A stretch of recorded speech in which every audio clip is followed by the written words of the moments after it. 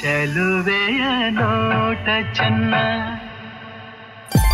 ಕನ್ನಡ ಚಿತ್ರರಂಗದಲ್ಲಿ ಬಹು ನಿರೀಕ್ಷಿತ ಟ್ರಿಯೋ ಶಿವರಾಜ್ ಕುಮಾರ್, ಉಪೇಂದ್ರ ಮತ್ತು ರಾಜ್ಬಿ ಶೆಟ್ಟಿ ಅಭಿನಯದ Kannada action drama thriller cinema 45 Christmas ದಿನ ಬಿಡುಗಡೆಯಾಗಿ 4 ದಿನಗಳನ್ನು ಯಶಸ್ವಿಯಾಗಿ ಪೂರ್ಣಗೊಳಿಸಿದೆ.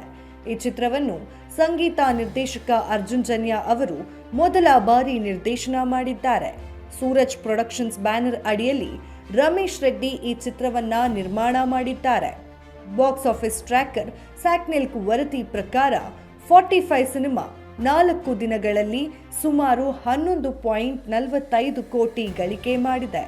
ಚಿತ್ರವು ಬಿಡುಗಡೆಯ ಮೊದಲ ದಿನವಾದ ಗುರುವಾರ ರಜೆಯ ಪ್ರಯೋಜನ ಪಡೆದು 5.5 ಕೋಟಿ ಕಲೆಕ್ಷನ್ ಮಾಡಿ ಉತ್ತಮ ಆರಂಭ ಪಡೆದಿತ್ತು.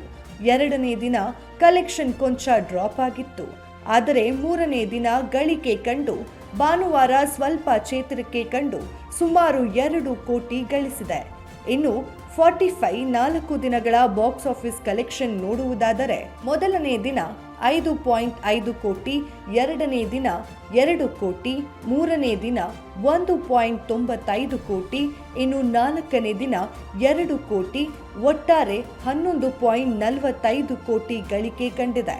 ಚಿತ್ರದಲ್ಲಿ ಶಿವರಾಜ್ ಕುಮಾರ್, ಉಪೇಂದ್ರ ಮತ್ತು ರಾಜ್ಬಿ ಶೆಟ್ಟಿ ಪ್ರಮುಖ ಪಾತ್ರಗಳಲ್ಲಿ ನಟಿಸಿದ್ದು ಅವರ ಅಭಿನಯವೇ ಚಿತ್ರದ ದೊಡ್ಡ ಆಕರ್ಷಣೆಯಾಗಿದೆ.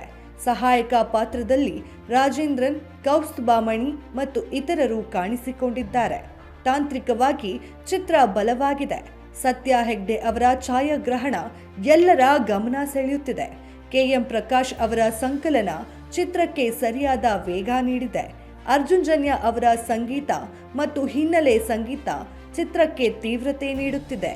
ಒಟ್ಟಾರೆ 45 ಚಿತ್ರಕ್ಕೆ ಮಿಶ್ರ ಪ್ರತಿಕ್ರಿಯೆ ದೊರೆತಿದ್ದರೂ ನಟರ ಅಭಿನಯ, ಸಂಗೀತ ಮತ್ತು ತಾಂತ್ರಿಕ ಅಂಶಗಳಿಗೆ ಪ್ರೇಕ್ಷಕರಿಂದ ಭಾರೀ ಮೆಚ್ಚುಗೆ ವ್ಯಕ್ತವಾಗುತ್ತಿದೆ.